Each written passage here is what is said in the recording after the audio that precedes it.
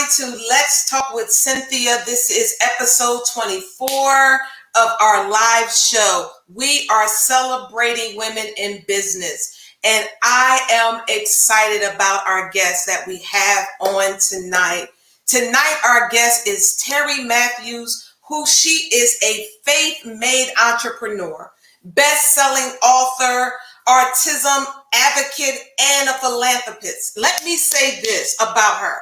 I had an opportunity to be a part of her workshops and her training. She is incredible. She is a woman that loves God, and we wanted to celebrate her tonight and allow you to get some of the things that you will need to help you get on course in your business. So what I would like all of you to do at this time, as you're getting on, and I see some of you are commenting now as you're saying hello, and continue to share right now. Let everybody know it's Let's Talk with Cynthia. We are on right now. Please start a watch party so that everyone will have an opportunity to meet none other than Terri Matthews. And I would like to invite her now to our show. Well, hello. Hey. I'm so here with you. We are so grateful and excited to have you with us on tonight.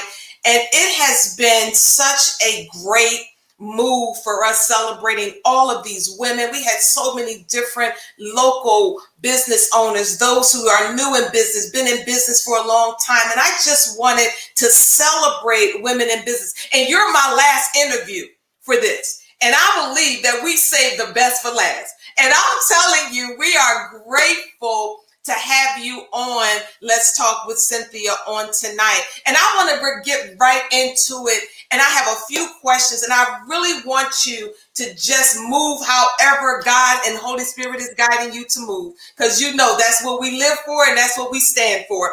And that is the atmosphere that we're in. And I want to say hello to all of you that are coming on. Hi, Michelle. Good evening. Thank you for getting on. I just want to say hi to everyone that's tuning in right now. So here's my first question, Terri, to you on tonight is what led you to start a business? Like even before you even get in that, tell us a little bit about who you are first, because they need to know who you are. I know who you are, but tell me a little bit about you, Terri. Who are you? I would, I define myself as a servant leader. I am definitely, a child of God, and not just in words, but in action and in deed. And I've recognized, I wasn't always here, but I've recognized that in reference to the things that I've had to overcome in life, it was set up. We always talk about like how the stuff we went through, our pain is our purpose and all of that. But really, I got some real life examples that reflect how what I've done today and what I've built in my life is an exact result of the pain or the challenges, the adversity I've had to come through. And some of the things that when we talk about that scripture, what the enemy meant for our bad, God meant for our good, I have tangible examples of how that is true, right? And so I've had an opportunity to operate businesses. I've operated I think I've owned everything from environmental companies, restaurants, technology companies, healthcare companies, consulting companies. I even owned an alcohol company. I've never had alcohol in my life. And so I sold that because there was no need for me to participate in something. I would have been lying. I don't know if this vodka is better than this vodka. So I just never aligned with my beliefs. One thing I learned quickly was not to just do things for money, and to do things that were intentional with purpose, just as I believe that our God does. And so I've had an opportunity to do that. I've written some books. I've been Emmy nominated for a television show that I've also was the executive producer and wrote. It was all things around autism. And I didn't write it for that. This is what I mean about your purpose. So here I am. I have built 2 centers in Africa, one in Zambia, one in Ghana. I've had an opportunity to work with 43 countries' first ladies in reference to what autism looks like, how to create strategic plans to make autism better in those countries. And it's so crazy. I wrote that show because most of those countries I went to didn't have access to resources, don't have access to television, but they had access to YouTube. So the intention was we were the first Emmy nominated show lined up with CNBC and the rest of the shows that are on there. We were the first ever to be Emmy nominated and be a YouTube television show. So that has nothing to do with me. That has everything to do with God. And that wasn't our intention. Our only intention was to reach people who could not get to television. So I've had a chance to see a lot in my life.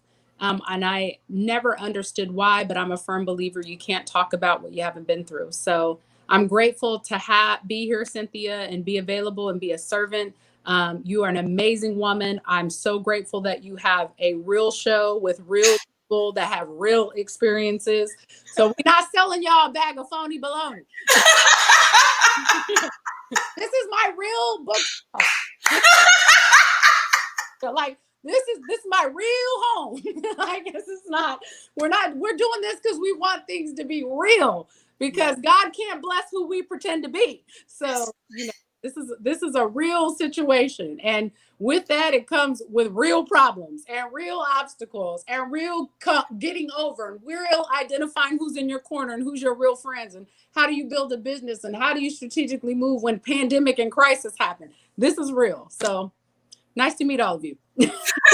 So what inspires you? Like who inspired you? Like to even start a business? Like who inspired you? Did you just say, "Hey, I want to start businesses," or you were inspired by someone else? It's so crazy. I've been asked these questions before. I was like, when Business Week and people called me, I was like, my story is going to be so boring because I don't have the typical entrepreneurial story, if you will. I mean, most entrepreneurs have a story. Oh, I went through some things. I came from a poor family. I moved out of the country. That kind of stuff. But the thing about it is that I didn't know what an entrepreneur was. Let's just be real. I mean, I didn't even have a trajectory in front of me. Quite frankly, even though I graduated high school 15 and went to college, it wasn't because, oh, I'm so smart and I can't wait and I'm going to be the CEO of this and the president of that. It wasn't that. I mean, I got out of my home situation. My parents were addicted to drugs. I was the oldest of 7, and I felt like I could take, quite frankly, better care of myself and my siblings than at the time my parents could. And so there wasn't this, oh, go to college, then you get married. And I used to actually be angry. Like I was upset by me not having that kind of situations because people around me, to me, at least what I saw, had families. It looked like their lives were great. I'm younger now, y'all. Give me a break. I'm younger, right? And so things, on the outside looked well. And I thought I was the only one kind of going through what I was going through. So at 15, I'm out. I'm literally paying my own apartment. I turned 16 while in college.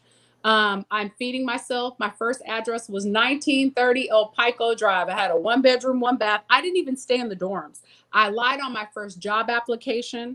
I put myself in school because I learned with applying through jobs that, they wanted people with certain education. Then I would look at people and figure out the things that I did like about them and identify like what does it take to get there? And then there were things that I would see. God always puts us in a position to kind of see what things can be like, right? And it's not so that we idolize anything, but understand that there's a possibility. And I used to be like, how are these people on yachts and their bills are being paid? Like I was curious. I wanted to understand. And then at that time, when you're younger, I didn't recognize money as a tool that God has an intention for it. At that time, I wanted to make a living. I wanted to make sure that I could pay for my roof and not live paycheck to paycheck, and I could pay for my car payment. I'd have more than $20 every paycheck after. So I started I went to school. I end up in corporate America. I worked in corporate America for quite some time. And I remember being kind of salty in my offices. Like I had a nice office. It was a pretty cushy job considering my age, and being a Black woman, let's be frank, the only one there, where the 1%ers sit, right? And still all my life having to prove a lot of things. But I felt like I remember being upset, and I had done one of the largest deals in corporate America that if I were a white male, they would still be talking about. And actually, I was in HR. So for me to get the credit for being a big deal didn't make a whole lot of sense.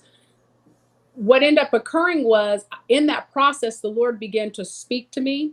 And I felt like the Holy Spirit said, how can you know how to run a company? Right? This is my ear. And at the time, I'm not even thinking about being an entrepreneur. Entrepreneurship kind of came with me trying to make additional money. And I still wasn't thinking entrepreneur. I'm thinking extra hustle money, right? So I'm thinking to myself when I'm going through this, I'm like, oh, okay. What do you mean? I'm never going to own a company worth this kind of money. Like I'm literally having this conversation in my head. But I felt so frustrated by the job that I was working, right? And I remember getting to the point of like, I got to go to another meeting. I have to answer another call. And I felt like the Holy Spirit checked me like, listen, this is for you. Like, Right. how are you going to know? Because school didn't teach you this. The streets taught you this. The streets taught you how to negotiate with people from different blocks. The streets taught you how to accept people where they are. The streets taught you how to deal with different personalities of different people from different backgrounds, regardless of race, religion, or color, right? The streets taught you so many different things, but they didn't teach you this, right? And so how do you know unless you work for this kind of company with these kind of people? And I'm like, literally, remember sitting in my seat with my eyes filled with tears, going, I can't even believe this is like, I don't even know why I'm having this conversation. But the whole point is that when I recognize, when I started getting more into entrepreneurship, I didn't build businesses for money. That side hustle kind of thing, or just trying to make more money. It wasn't about that. It was about making a difference. I wanted to build opportunities and take things that I had seen, even in corporate America, that were done wrong and change it.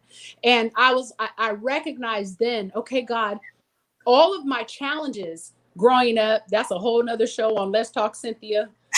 We'll get into healing later. But the challenges I had gone through, the drug addicted parents, being homeless at times, figuring out how I'm going to eat, how my siblings going to eat, how my mama going to eat, keeping my mom from crawling out the window, getting high, sitting in, certain situations, going to AA meetings, skipping school, but still getting school done to take care of my mom. And people were making fun of me. Everybody saying you never want to be like her. All these things that came against me were actual things later on in life and really early on in life that God ended up using that my entrepreneurship skills developed out of the perseverances of my previous challenges. So I knew how to take little and make much. Do you understand? And Yeah. all of us really do. We just don't all the time know how to apply that. So becoming an entrepreneur wasn't this, oh, let me see. It wasn't a big word. Let me date myself. It wasn't a big word when I was younger, and it seemed so far-fetched from a little Black girl that was growing up in the situation that I was growing up with. There was no entrepreneurship. You worked, you went to school or whatever. Some girls married a dude and that's how they got on, like that. None of that. I wanted to create, when I seen problems, I wanted to fix them. And God started that early on when He gave me the family He gave me, because I was stuck early on fixing things for grown people, right? Fixing situations for grown people. And I could be mad, mad, mad about it. But it's because of that I've been able to transition that into fixing things for business, which has made me financially successful. Not so I can say, look at me, but so I can finish the work that God has asked me to do. So, Well, you said a key word. You said you're in business to make a difference, and you're making a difference in the lives of so many. But there are a lot of women that are just on the fence of even starting a business because of fear, because they don't feel like they are adequate with all of the resources that they need. And I believe that people that are successful, they need mentors. I believe that women that are going forward and wanting to be in business, they need proper mentorship. And that's a problem because a lot of people are starting stuff without the tools that they need. Can you just talk about that for a second? The vitalness of having a mentor. So it's interesting. I think it was about 2 weeks. I ended up Baird Wealth is my financial company, and they also do a lot of things in the business space on podcasts. And they had asked me to come, and we have a very transparent relationship. I love Patrick Foley and Kirsten, and but quite frankly, I was like, you don't have enough Black people over here. Like, it's just not enough folks over here that look like me, and of course I'm biracial, but I'm Black. So I'm like, I need to understand why. And we had a conversation about this. I've been with them for quite some time now, and I ended up talking to them about what does it take for these types of financial companies to have appropriate conversations in neighborhoods that look like mine. And they made a deal with me that they would do that. And they've stayed committed since the day that I've met them to educate all people. And part of it is building a relationship, right? Bringing that back to the community and Yeah. bringing resources back to the community, no matter what they look like, because God's going to use all his people and we all look different shades, but there's no bridges that are there. So I believe from a mentorship, one of the things that Patrick had asked me on that podcast, he said, well, with Black women, they're the fastest owning, women entrepreneurs that are growing. I mean, Right. and I told him like 2018, 2019, we had grown businesses by 50. We are on it, right? So what's the issue? Why do we get to this place of stuck? Like, how do we get so far? One, mentorship, and two, we never have the working capital that we need. I mean, Right. it is such the startup funding and the mentorship is missing. And quite frankly, until I thought when I early on in my life, well, this should be easy.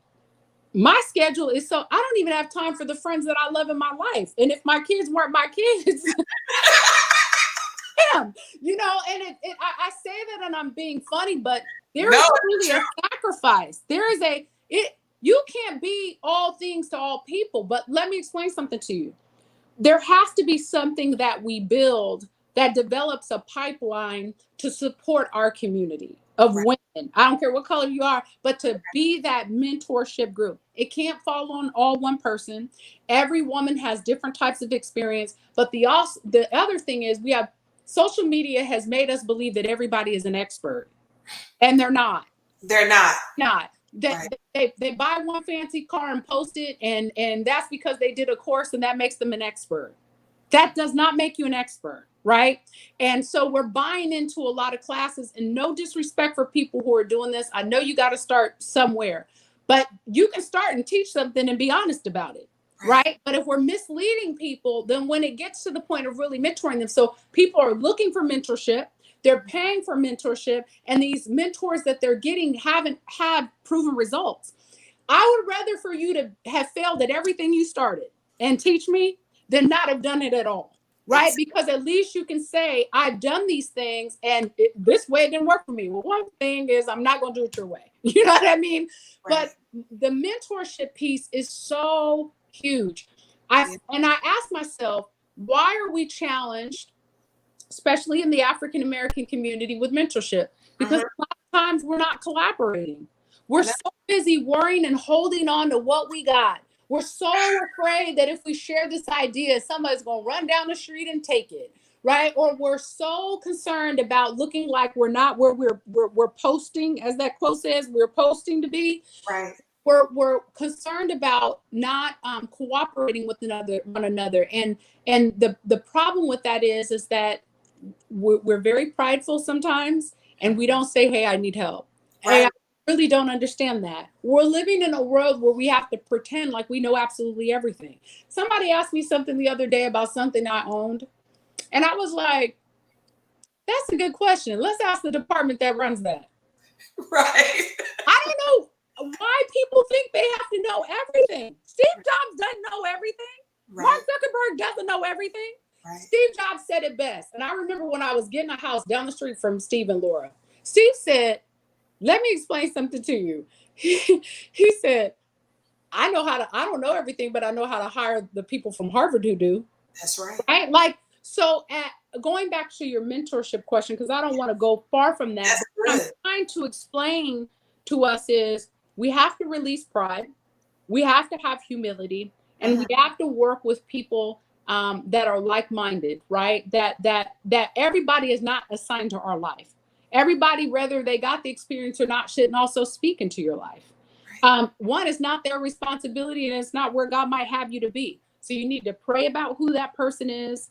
And I am praying this next season of my life. This is Ty will tell you, this has been a prayer for a long time. She's the number one person who tells me to get rest.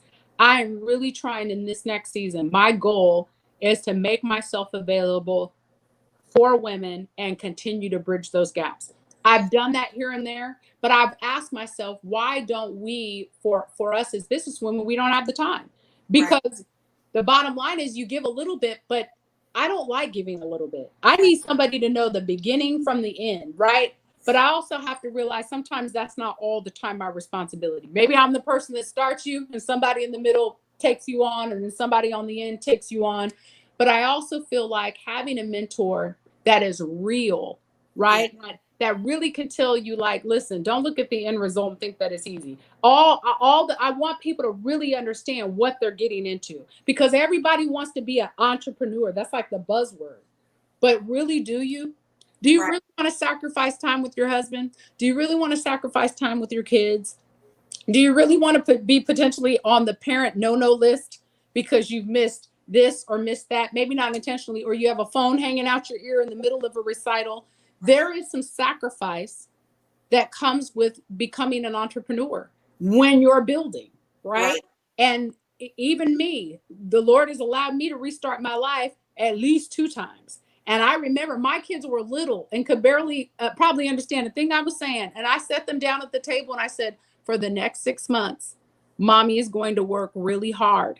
And I'm not going to miss a parent meeting. I'm going to make sure your lunch is packed. I might not be the person always making your dinner, but this is my commitment. These 6 months, we're probably going to be all doing our homework together, right? But this is my 6 months. And when all this is done, we'll go to Disney World. That part they understood. All the other stuff. So they understood how to count the calendar down to Right. 6 months and world. And actually, I needed 8 months, but I had to have that conversation. So the point is that having a mentor, even for me, I didn't know at times, like, am I on the right trajectory? Like, is this the right thing? Should I be feeling like this? Like, I needed some kind of confirmation that the things that I was going through was okay. When I'm ready to sell something, is this the right way? How do I do this? You know what I mean? And we need, as women, to be able to connect one another, have Yes. transparent conversations with one another, and have encouragement through the process. Because I would be like, I'm late and I promised my daughter I wouldn't be late, and I'm closing deals here and doing this, and I'm superwoman in the business space. And now I'm like I'm failing Yeah. as a parent, and I didn't know until I talked to another woman, the first billionaire woman, before even Oprah Winfrey, who is Black. Her name is Janice, who started an HR company out of this world, has 17,000 employees, and right down in LA. Nobody ever even talks about her. But she was the first Black billionaire woman, truth be told. And the bottom line is, yeah, all of them miss recitals. Yeah. When I talked to Judy, Judith Smith, the real scandal, the one that we put Kerry Yeah. Washington in, Mhm. she sat and did this whole thing talking about how she used to talk on the phone under the bleachers, you know what I mean, and had to catch a plane and do all this. And I'm like, oh, this is normal. Okay. Like, Right. it's crazy, but the point is we need this, and we need this not only for our feelings to be confirmed, but for somebody to tell us, are we making the right steps? Are Right. we making the right decision? Maybe you have $500, and on that $500 you have to start your business. Where do you put it? Right? Is it smart to do the website first, or do I file certain paperwork first? Right? What do I do with this money? Is it would it be okay if I just executed my business and then I couldn't afford the name yet? I wanted to make some money first and then use that to filter the business to build the structure. Or is that not smart? All these different kind of what accountant should I trust? Do I Right. do QuickBooks on my own? Right? When I do QuickBooks on my own, what's considered a write-off? Do I If I'm an entrepreneur, what if I didn't make any money in the beginning? Is it okay that I'm not saving? Like, all of these different questions, then ain't nobody telling you the real about. Oh, They're not, Cynthia, they're not telling us. And for all of you women who are out, yes. all of you women who are out here, if God has placed it in your heart, I assure you, talking from a little Black girl that came from absolutely nothing but adversity, and a love for the Lord, that was implanted in me early on, not because of my parents, because of my grandparents. And the bottom line is, if he put it in you, he will get it through you. You have to allow it. So you have to not say, are you qualified? Yes, you're qualified. Yes. Most millionaires don't even have a degree. Most millionaires, most billionaires don't have a degree. They have not, most of them have not even passed the 9th grade. Okay, let's start there.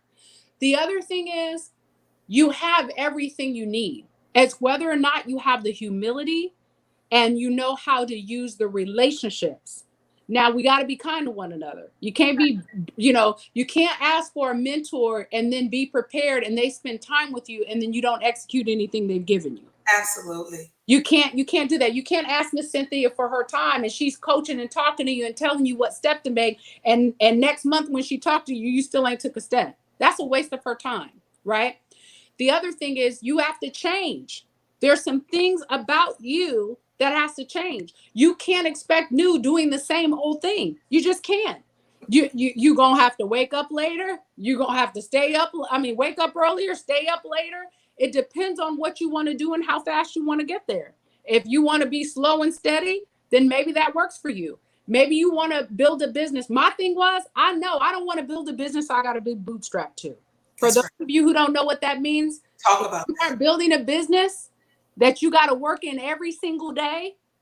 That's bootstrap. Some of you are okay with that. You might have a hair product or a hair salon or own a mechanic store or do whatever it is that you're doing. And you're okay working in there day to day. And you have a plan to sell that business and make your money as your retirement. That's okay. But you got to know going in. So that way, when you go to build your business, you don't build it so you're bootstrapped. So 100% depends on you opening the door and turning on the light and running the computer. So you got to know those things when you're building your business. And if you've already built your business and you're like, hey, that's me, but I don't want to be bootstrapped, there's a way to get out of that.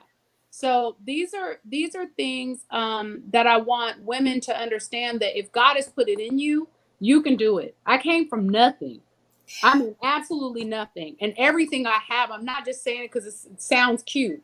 I know that everything I have, even what I'm going to close at the end of this year, is all because of God. Because per COVID, I shouldn't be doing it. So it can be done. And I think that for you guys who are struggling, like, how do I start with nothing? You can. God started you with nothing, right? He spoke us into existence. The things that we have in our hands, you have a lot more than what you think. There are so many free things that are out here. Free things that you can use to begin to build your business until you can generate revenue. And it's not going to be the same roadmap. We can put a roadmap together, but what I have to do versus what Cynthia has to do is different. And you can't look at somebody else and feel like they're ahead of you. They're not. You're right where you're supposed to be as long as you're working the way you're supposed to work. You're going to get in what you put out. You go to the bank and put in $1,000 and expect to pull out $100,000. It's not going to be there. So it's the same exact thing when it comes to your business. And you have to find balance. I'm terrible at it. I've learned the hard way of making sure that I set the time that I need. But quite frankly, as an entrepreneur, there are seasons that I'm super stretched to meet all the needs of everybody and miss the need, first the need for God, then the need of my family. And oftentimes, sometimes I fall off the totem pole. But I've had to make it a priority to keep myself there so I don't run myself down. And you guys got to know you have everything that God needs you to have to start. And I think that is really good, Terri, because not only do we have to realize that we're not going to do everything right, but one of the things we cannot do is give up when we go through the ups and downs. No.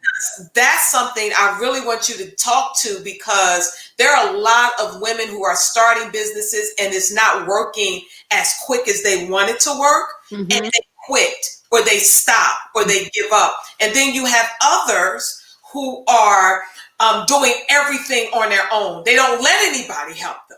And they don't understand the damage that it's causing. So, hey, I come up with this idea. I want to do a book. So I'm going to do my own cover. I'm going to do all of this. But you're not graced to do that. There's There's certain things you're not graced to do, but yet you find yourself pushing out a product that's not going to benefit you because it's not done right, when you could have just sat under a mentor, took the counsel, took the advice. Why did you quit? Why did you just realign? I want you to talk about that. I'm so glad you said that. So let me tell you who I learned that from. It's a rabbi, a Hebrew rabbi named Daniel Lapin. So it's this concept that he had, and the Lord just led me to him, and I was listening to him, and then I was reading something and I was like, I need to figure out who this man is, what this guy's about. But Daniel breaks it down like this, and I don't know if any of you have ever felt this way, but I have had the opportunity to work with a lot of Jewish brothers and sisters. I used to be like, why do y'all seem so rich? Like, just like I used to say, no disrespect for my Middle Eastern friends, well, y'all own Dunkin' Donuts, right? Like, I'm curious. Yeah. That's the reason why God made me curious. That's right. When I was little. My curiosity, again, tying now what was curious then that I got in trouble for, is actually how God has helped me. And that curiosity in the right space has allowed me to ask the right questions and do the right thing. So Daniel equates it to this. He says he used an example of an actual gun company where the guy made 15 guns a week. He made the entire thing, the gun from beginning to end. When he was finished, he could sell it and it could be used.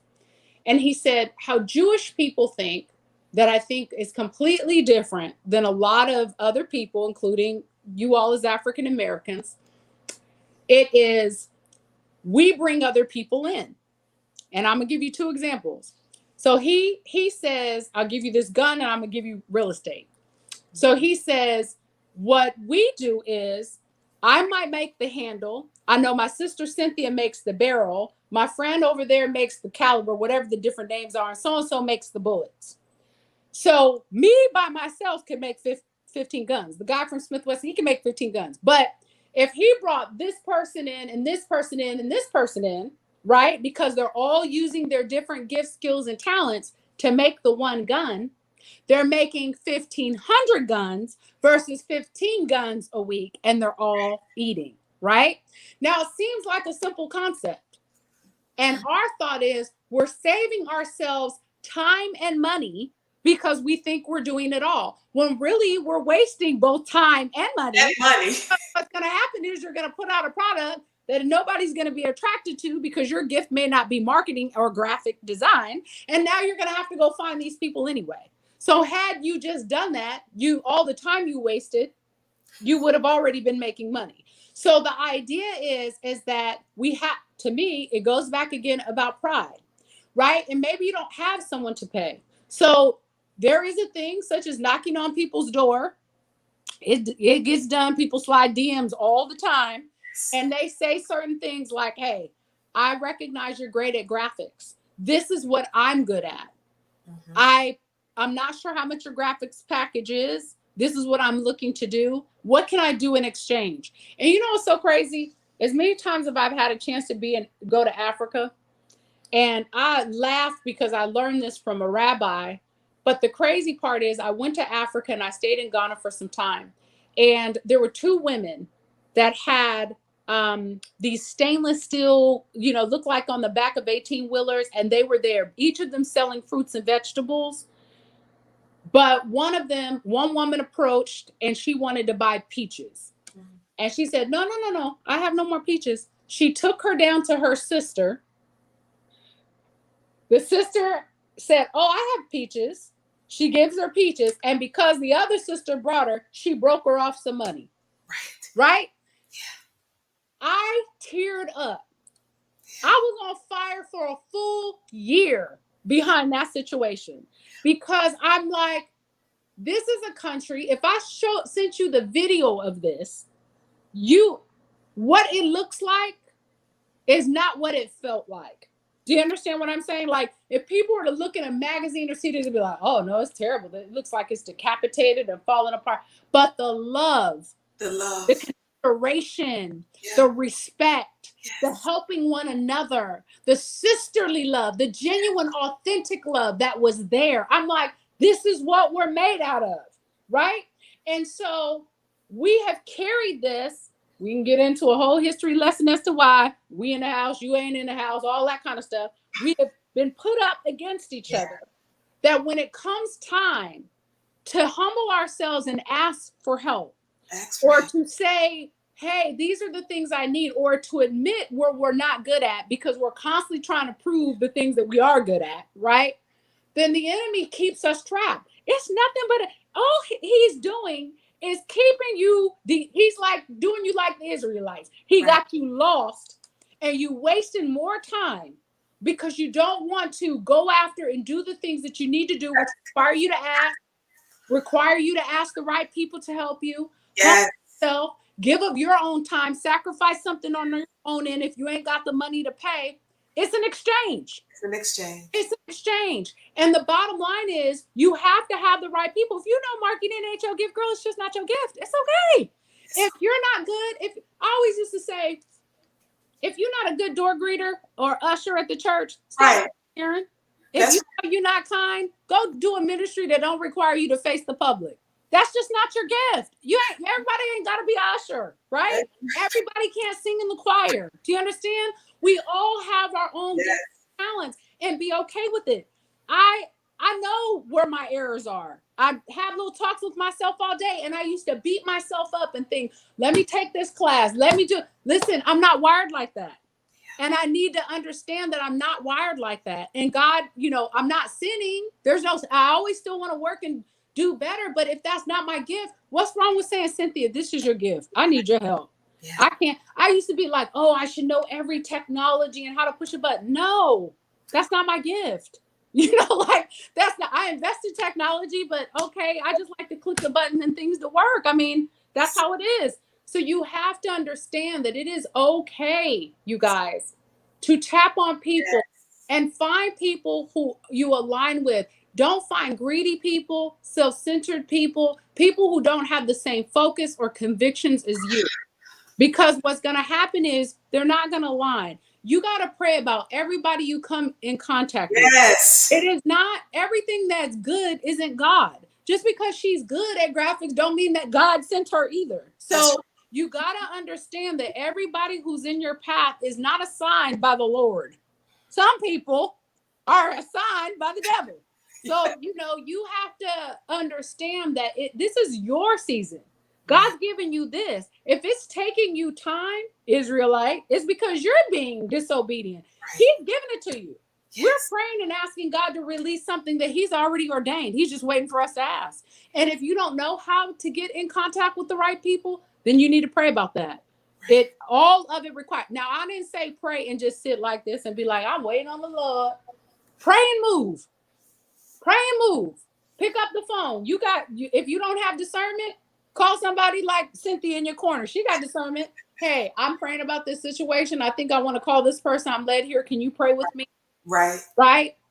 Is there something I need to ask? Do you think, when I'm engaging in a business relationship, I've never done this before. What are good questions that I need to ask?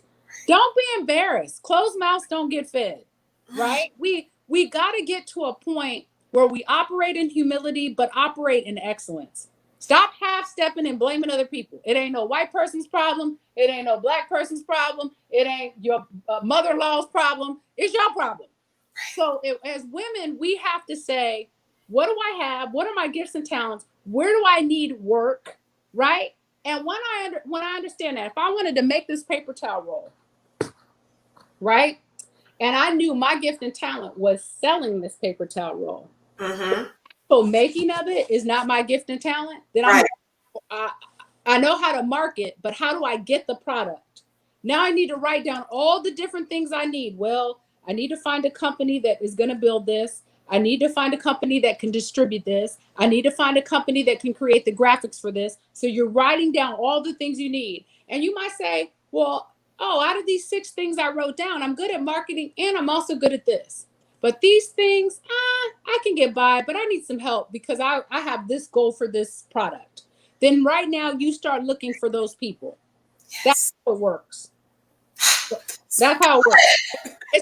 It's no secret focus in it. This has been the same thing that Bill Gates, Warren Buffett, Mark Zuckerberg, and some of these people, I've had an opportunity to grace. Right. presence. But the bottom line is that it's no secret. It's just how they move and how they choose to move. They're people of their word. Warren Buffett will sit down at a table. If he tells you the deal is done, it's done.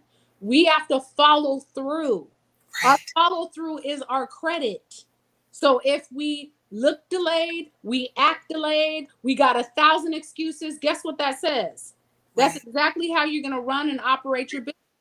That's probably, and there's a saying, how you do some of the things in your life is probably how you do most of the things in your life. So you got to understand that when you're working with people, especially if you're bartering stuff, you got to hold your end of the bargain. I don't care about how tired you are. I don't care. And I'm not saying run yourself down to the ground. I'm saying do what you say you're going to do. Absolutely. And I want to give people that are watching right now opportunity. If you have any questions, Terri is available. She is a woman of wisdom. I promise you, if she can answer it, she's going to answer it. So if you have any questions, put them in the comment section right now. But I have one more question for you, Terri, because I really want to talk about who you hang around, your core, the people in your life, the who you are around. And I have to talk about this only because I think sometimes, sometimes you are really in the boundaries, the limits that are set on you plays a part by who you are around.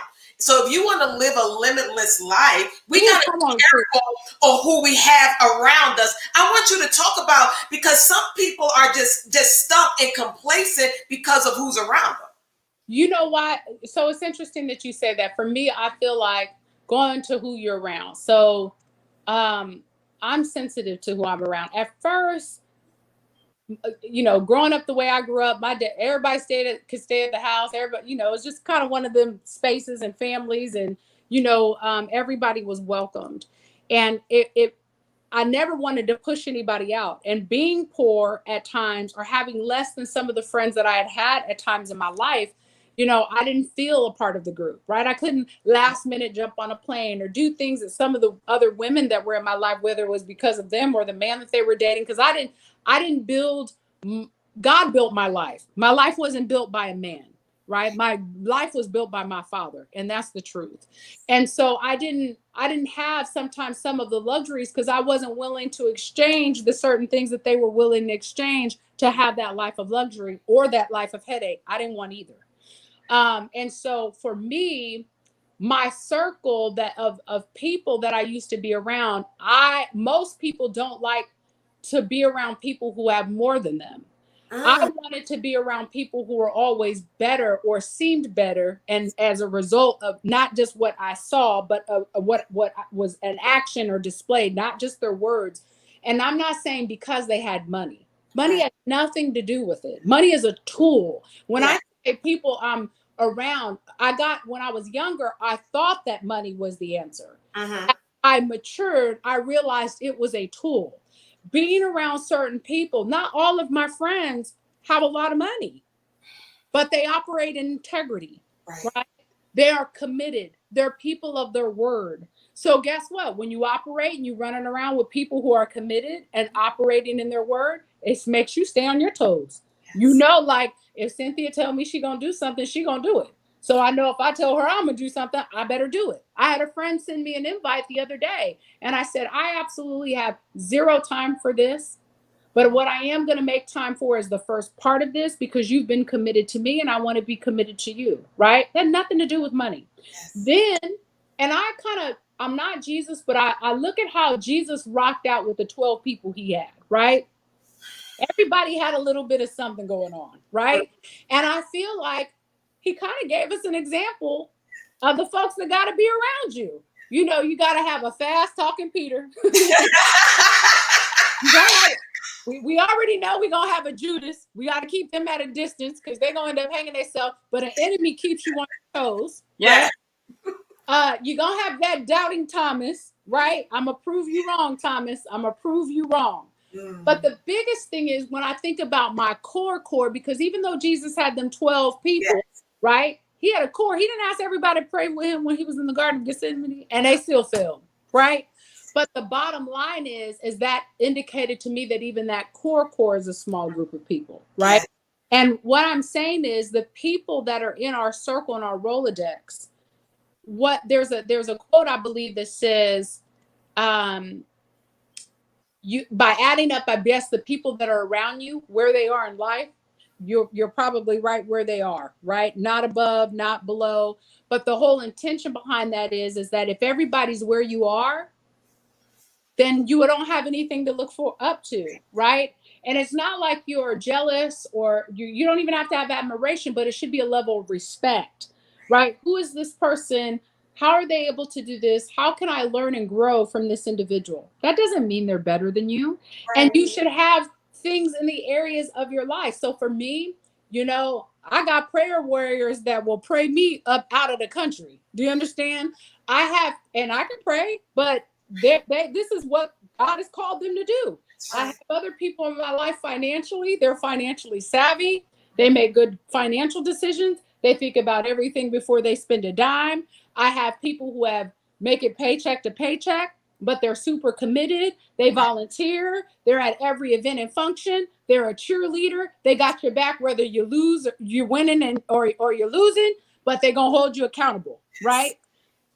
Your circle should be a reflection of where you want God to place your life. Mm. And if it isn't, then you're in the wrong circle.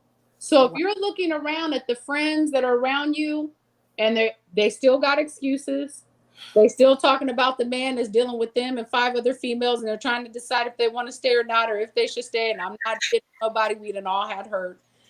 If they are still talking about a business they gonna start that they've been wanting to start since the third grade, and they 50 years old and they still ain't pulled the trigger yet, if they're still praising God because of a light bill, right?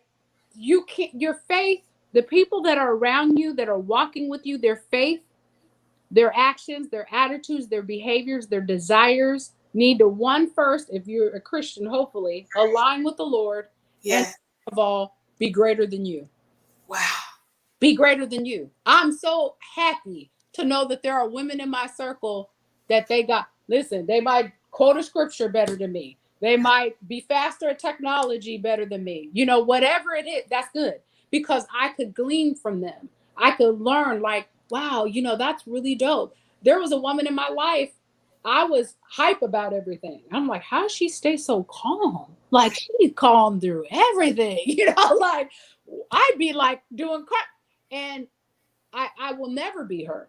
God's Right. designed me the way that He has. But Right. what I did learn from her is how to respond and when to respond, and not to allow everything to move me, right?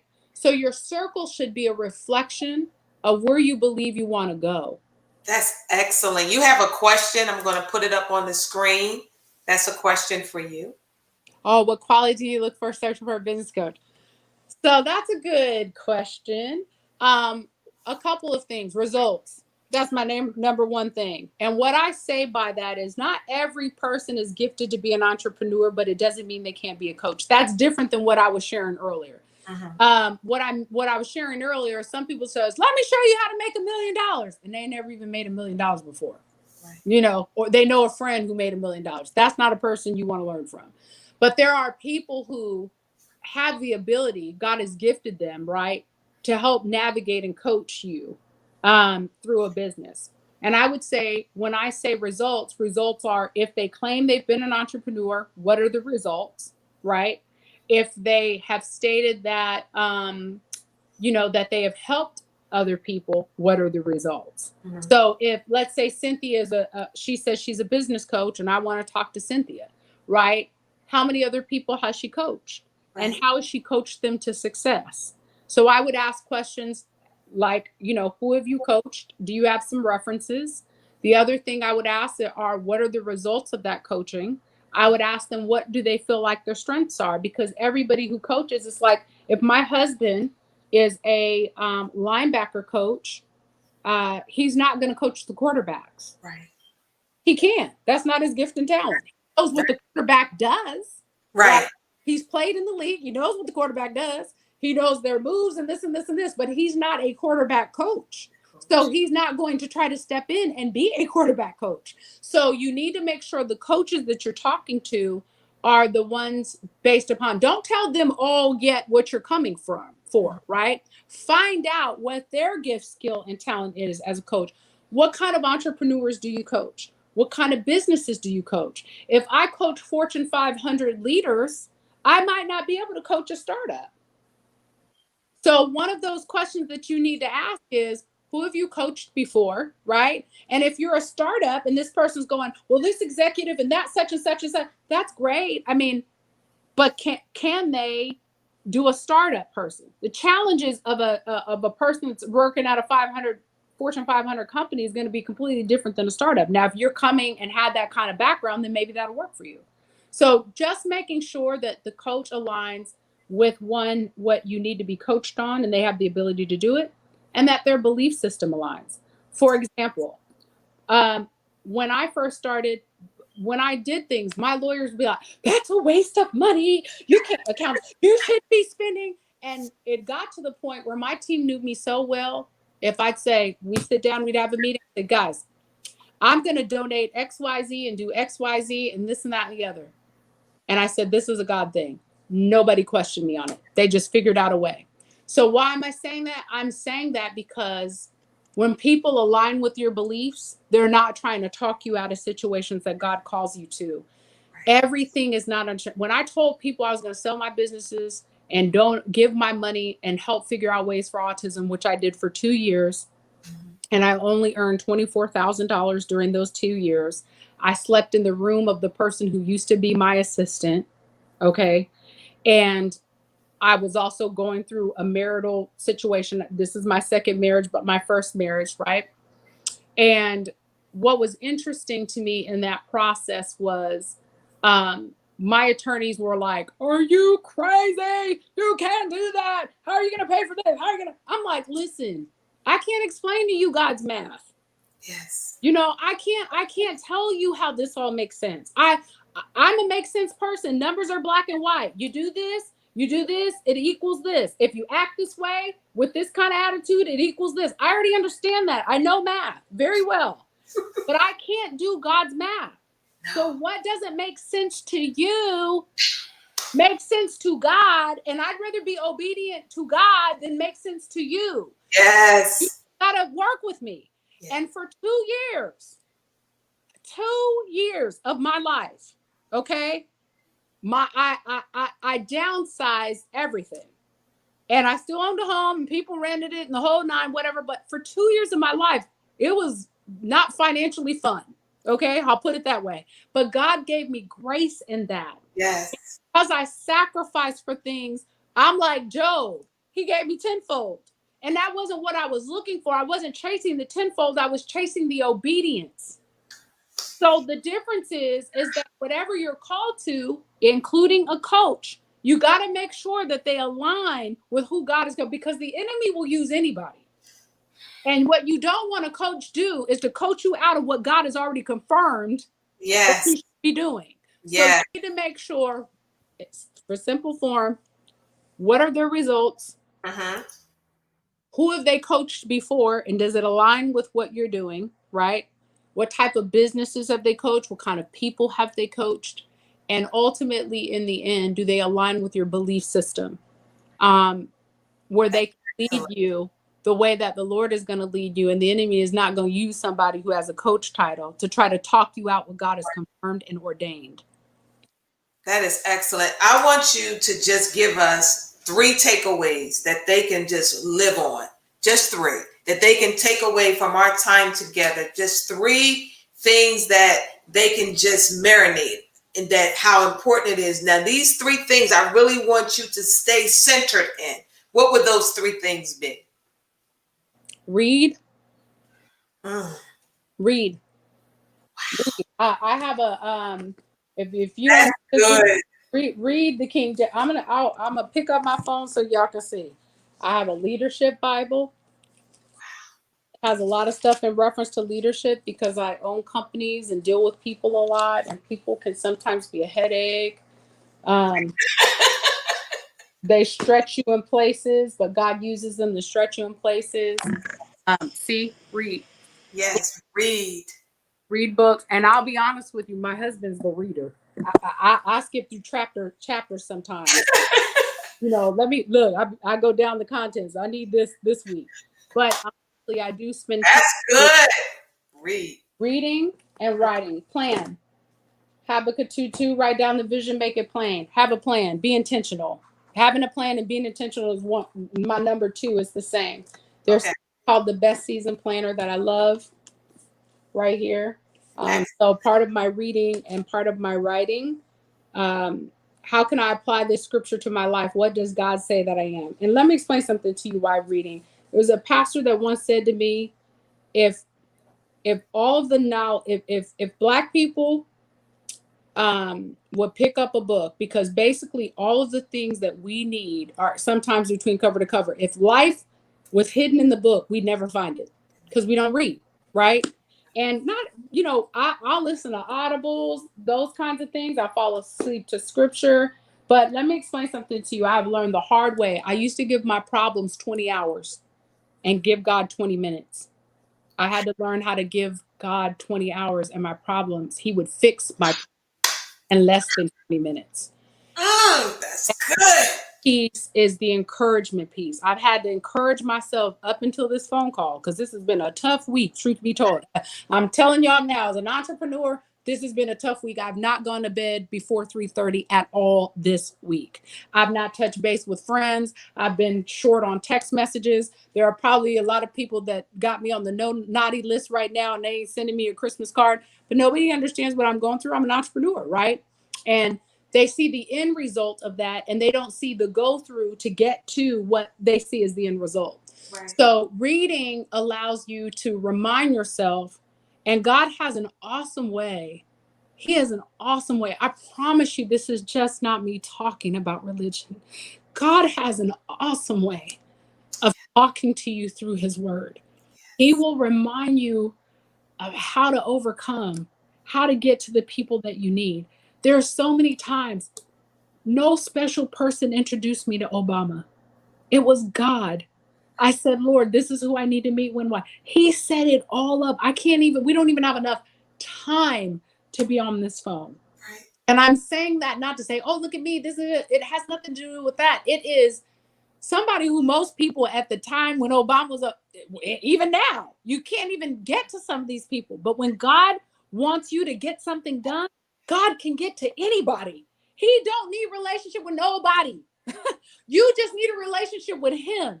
So if you have a relationship with him, you can get to anything and anyone that you need. Yes. Nobody off limits. Nobody. There's no money. There's no bank account. There's no graphic designer. There's no mentor. There's nobody off limits. Whoever you need to get to, you will get to. But the way to get that compass is to read. Yes.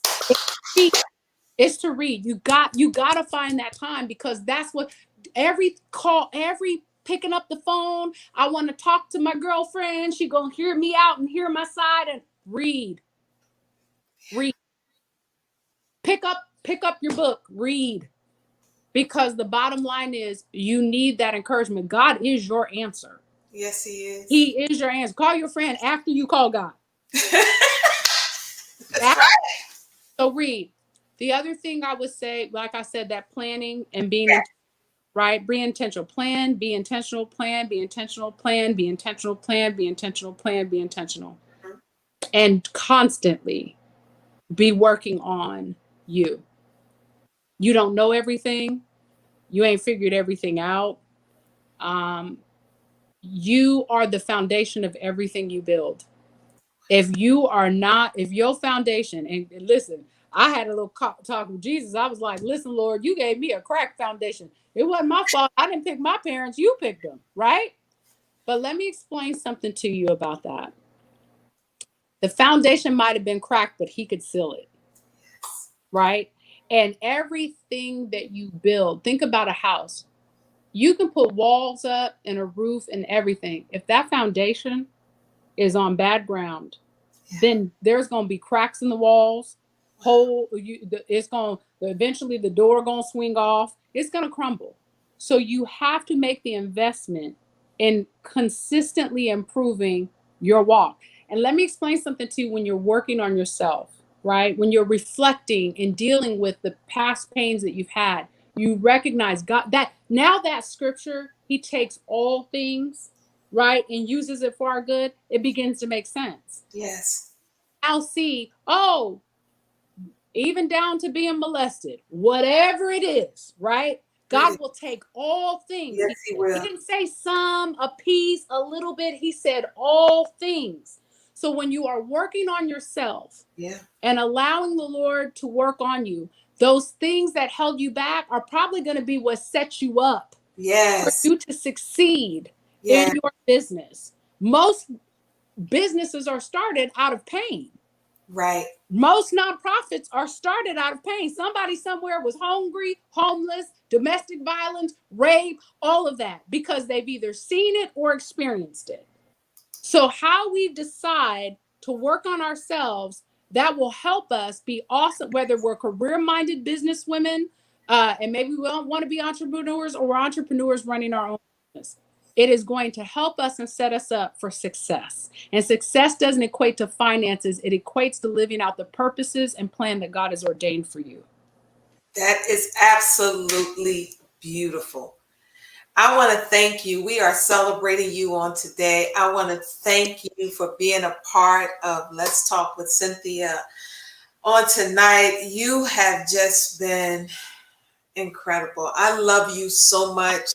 Yeah, thanks for having me. You have really helped me in so many ways. Just from the training time and me being in your presence and gleaning and learning and activating those principles. It's one thing to have something, it's another thing to get it and then activate it. And I Amen. want to thank you just for who you are. And people want to know how they can get connected with you. I wanted you to just share even some of your businesses, because some people don't know the businesses that you have. Can you share that, please? Yeah, so right now, I mean, I'm in the middle of transitioning out of a lot of them. I have a commitment to make investments in women businesses in 2021 with both my time and my money. So I'm selling things to do that. My trajectory has changed. You know, my old school way was building a lot of businesses and doing, but I've had a chance, and as we've experienced working together, you know, to share and show things. But I want to be more available for God's people, and this He's been telling me this for 2 years. And like the Israelites, I wanted to hold on to what was comfortable and what I knew, and felt like, God, am I really qualified to do this? And who's going to want to, you know, listen and whatever, whatever. And I don't want to have to run down my resume, right? Which I appreciate. And I don't want to have to run down my resume or who I know, you know, just to get that, because that's not about that. That is my result, right? But at the end of the day, it's really God who gets the glory. Right. And I am no special person. To God, obviously I am, but what I'm saying is, I didn't come from some special situation where doors are open, you know, it's better for me versus other people or whatever. But I just want people to understand that God can do this for everyone. And I want to show them and have the time to mentorship them in a way that's structured and organized and helps them see from beginning to end, because we need that. We need that in the season. So to find me, it's at Terri. I have, as I mentioned earlier, restaurants, environmental companies, technology companies, healthcare, clothing, home goods, you know, real estate. I mean, I bought a recent property. Glory be to God. It's going to be donated to another family. And so I built a house in Mexico recently. It's not all the way finished, but you know, that was on my list to do something and create something called a peace pad to give women a place to take a break. So it's called the Peace Pad, and it won't be finished until April 26th. So that's been interesting, building in foreign countries. But the thing is that I feel like the intention behind that, even with me consulting other businesses that I haven't owned, and when I say consulting, not just talking to them, but like taking a look at their business, building out their structure, identifying where their challenges are, what gaps, what are the risks, what are the benefits, what's their strategy. I believe that God has done that because for this season of 2021, because I won't be in charge of the women that I end up talking to. And I don't want to do this to make a living, right? Like my goal isn't like, let me sell these $5,000 classes because I'm worth, whatever. My goal was to be able to take a donation for what women could afford to do so that I can give that back. But part of my sacrifice is going to be selling some of the things that I own so I don't have to do that. And people understand that this is coming from an authentic place, and not because I need this to make my living, right? And I asked the Lord for that. I said, I don't want to be in a position moving forward that if this is what you're calling me to do, I don't want to have to rely on women who are already looking for help, right? Right. Who need the guidance. I do believe if people pay for something, most times Got a little bit different. more committed. So there has to be something there, but Sure. something that builds something to give back to other women. Right. Because God is, He's been faithful. And Yes. He has, I'm not everywhere where I want to be. I'm not saying any of that. But what I'm saying is, if the Lord called me home, He has been faithful. He has provided. He has never left me astray. I've not, I have felt broken, but I have been filled. And so I want each and every one of you, if you want to reach out, I'm at Terri. I'm my goal. We started something, my husband and I both, called Next Level Love. And our goal is to begin to start that this season coming up in 2021. And part of that goal, my husband has a lot of marketing that he does, and he's been meeting with guys on a regular basis, probably for the last 5, 6 months, every single Saturday. And he's been saying, when you go meet with your women? They have, I felt a little bit kind of like jealous. I know we're not supposed to, they got a little good old circle going on. And Yes. his circle looks exactly what we talked about. They have an accountant in there, they have a lawyer, they have a musician, they have people from all walks of life. Beautiful. And all of them, website builder, developer, they all can actually, they can build one business with just them people in the doggone group. So I thank you. I know I've said a whole lot, but I want you to understand. And I'm gonna bring it to you first, Miss Cynthia. That is my goal, is to bring it to you and have a conversation with you, because my goal is really to be a bridge builder, and allow God to use whatever relationships and resources that I have to help people get to that next level. Thank you. Thank Just, you. just thank you. Thank you for just saying yes. And people, I mean, even those that are going to go back and watch the rebroadcast, this has been so incredible. And I love you so much. So I'm going to remove you for a second, Yes, ma'am. make a few announcements, and then I'm going to talk to you as soon as I get done. What? Oh my goodness. Awesome. Everybody at Terri, please, please, once she releases this information, you want to be a part of what she's doing. Her heart is so pure. She loves God. She want to make him smile. She's about making a difference. And those are the type of leaders you want in your life, that are out to help you not only win, but to discover. That self-discovery is necessary. And this right here tonight, I told you, I saved the best for last. This is our last on celebrating women in business. And I wanted Terri to be the one to close this out. And she did such an incredible job. And I want to thank all of you. And I just got to share the announcements because everybody know what's about to happen, what's coming.